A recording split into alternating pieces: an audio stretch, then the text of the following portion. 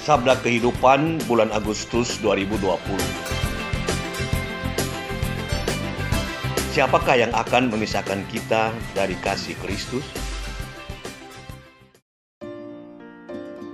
Surat Rasul Paulus kepada jemaat di Roma memiliki konten yang sangat kaya.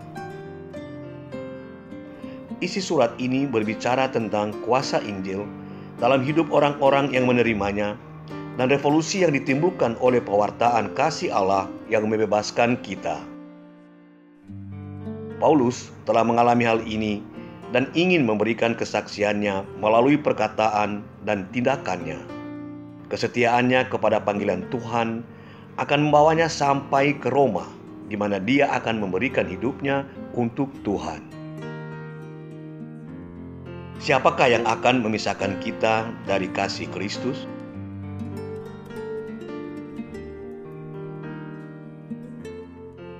Sesaat sebelum ini, Paulus menegaskan bahwa Allah di pihak kita.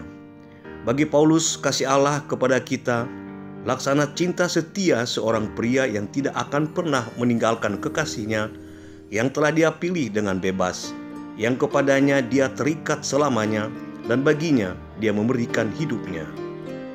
Tuhan bukanlah hakim, sebaliknya ia menanggung pembelaan kita atas dirinya sendiri.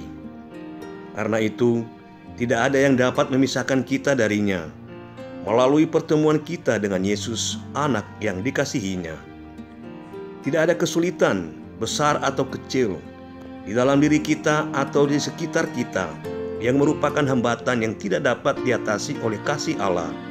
Faktanya, Paulus mengatakan bahwa siapapun yang menaruh iman mereka kepada Allah dalam situasi seperti itu dan mempercayakan diri kepadanya, mengalahkan segala-galanya. Pada zaman superhero sekarang ini, yang berharap untuk mendominasi dengan menggunakan kesombongan dan kekuatan, Injil sebaliknya mengusulkan kelemah lembutan dan keterbukaan terhadap ide-ide orang lain. Siapakah yang akan memisahkan kita dari kasih Kristus? Chiara Lubich, pendiri gerakan Focolare, memberikan sebuah saran yang bisa membantu kita menghidupi sabda ini. Dia menulis, tentu saja kita percaya, atau setidaknya kita mengatakan kita percaya pada kasih Allah. Akan tetapi, seringkali iman kita tidak seberani yang seharusnya ketika kita menghadapi kesulitan. Misalnya, saat sakit atau mengalami godaan, sangat mudah untuk membiarkan diri kita diatasi oleh keraguan. Apakah Tuhan benar-benar mencintaiku? Namun, kita seharusnya tidak memiliki keraguan. Tanpa ragu-ragu, kita harus dengan penuh percaya menyerahkan diri kita kepada kasih Bapa. Kita harus mengatasi kegelapan dan kekosongan yang mungkin kita rasakan dengan memeluk salib, dan kemudian melakukan semua yang kita bisa untuk mengasihi Allah dengan melakukan kehendak-Nya dan mengasihi sesama kita.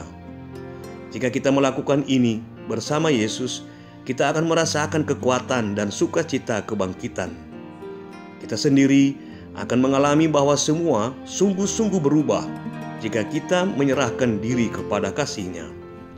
Segala sesuatu yang negatif menjadi positif, kematian menjadi sumber kehidupan, dan cahaya yang luar biasa akan menembus bayang-bayang. Siapakah yang akan memisahkan kita dari kasih Kristus? Bahkan ketika ada tragedi perang yang mengerikan, jika seseorang terus percaya pada kasih Allah, dia memungkinkan secercah kemanusiaan menembus situasi itu, seperti dalam pengalaman berikut ini. Di sini, di daerah Balkan, Eropa bagian tenggara, negara kami terperangkap konflik bersenjata yang tak terbayangkan. Tentara-tentara yang sebelumnya berada di garis depan bergabung dengan skuadron saya. Mereka sering trauma karena mereka telah menyaksikan kematian kerabat dan teman-teman mereka. Satu-satunya hal yang bisa saya lakukan adalah mencoba mengasihi mereka satu persatu.